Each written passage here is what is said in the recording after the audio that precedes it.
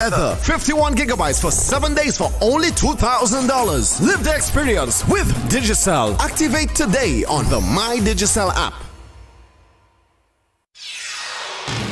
This is the news on top of the hour. Live from our studio in Georgetown. Kaieteur Radio, 99.1 FM. Good evening. Welcome to this evening's newscast on Kaieteur Radio. Kevin Smith here. Let's get to the news in detail. Following the recent decree by President of Venezuela, Nicolas Maduro, that he will reconquer the Essequibo region, several of Guyana's allies have rallied behind it to not only denounce such acts of aggression, but also stress the need for actions initiated at the International Court of Justice to be respected.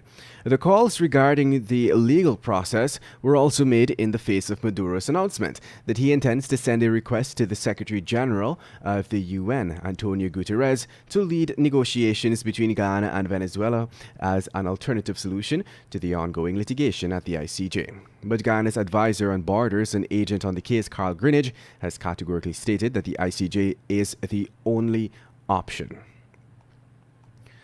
And now let's tell you, in light of the government's intention to land a multi-billion-dollar pipeline at Wales, West Bank Demerara, to bring gas from the Liza Phase 1 field in the Sabrok Block, international lawyer Melinda Janke has called on President Irfaan Ali to provide the nation with evidence that the venture is economically sound. According to Janke, in her January 13, 2021 letter to the head of state, it is critical that this justification be provided to the citizenry in the interest of transparency, accountability, and good governance. Towards this end, she has asked Ali to provide a series of plans which span the economic spectrum of this major project that could cost almost $400 million. And now let's tell you, as the preliminary inquiry into the murder of 56-year-old Velma Pickering of Bride Celeste, East Coast Demerara, who was allegedly stabbed and killed by her son-in-law, continued on Wednesday and Friday at the Sparendam Magistrates Court before Magistrate Alicia George. 8 more witnesses were called to testify. 28-year-old Lyndon Isaacs, a security guard of Strathspey squatting area, was not required to plead to the indictable charge, which alleged that on May 11th, at South Bride Celeste, he murdered Pickering.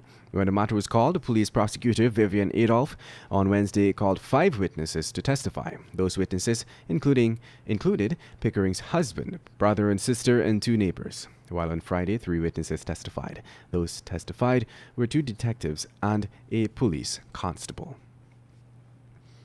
And moving on, while the media in Guyana kicks up a storm about the country's sloth to audit billions of dollars in costs submitted by ExxonMobil for its operations here, a Wall Street Journal report published yesterday may put a kick in the government's step.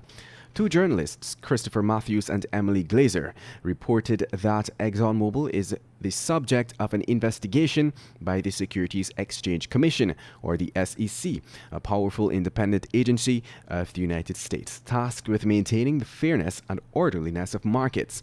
According to the journal, the SEC was made to launch its investigation after an ExxonMobil employee filed a whistleblower complaint alleging that the oil supermajor inflated the value of an important petroleum asset in the U.S. Permian Basin. It noted that the U.S. whistleblower program, among other things, allows the whistleblower to receive a cut from any imposed monetary penalty.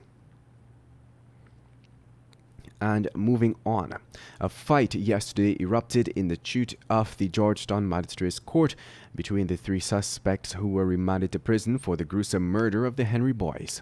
The men charged are 20-year-old Akash Singh, his stepbrother 30-year-old Vinod Gopal, and 34-year-old Anil Sanchara.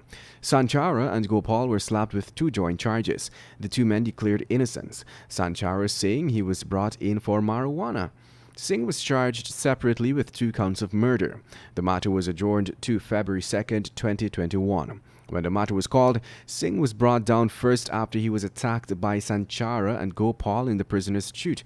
Gopal was second to be escorted from the prisoner's chute again. He declared innocence and stated that he has nothing to do with the death of Isaiah and Joel Henry.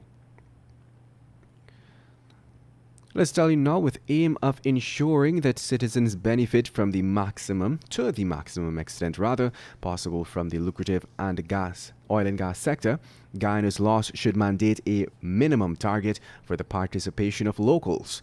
This was opined by Arthur Deacon, an analyst at the Americas Market Intelligence. Notably, the Suriname's petroleum law mandates that unless Suriname's are not qualified for a job, locals must always be chosen in front of foreigners. Concerningly, this rigid rule is absent from the local content policy that was finalized by UK consultant Dr. Michael Warner, who ExxonMobil happens to be a client of.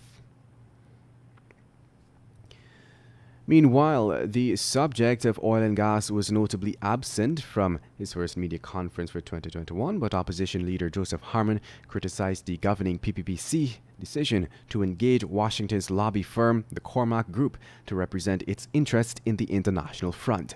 The Foreign Affairs and International Cooperation Ministry signed a 6-month, $25,000 per month contract with the Cormac Group.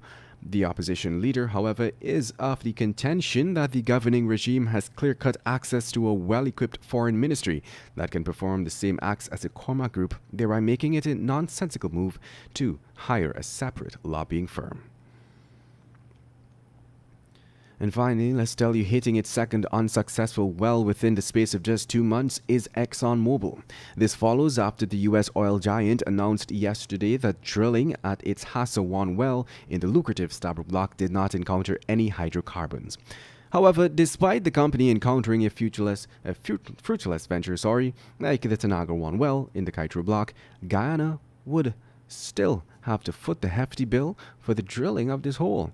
We yesterday followed up with ExxonMobil's Guyana's Public and Government Affairs Advisor, Janelle Prasad, requesting that information be shared on the depth of which the Hassa-1 well was drilled, and as well as the cost to drill the well.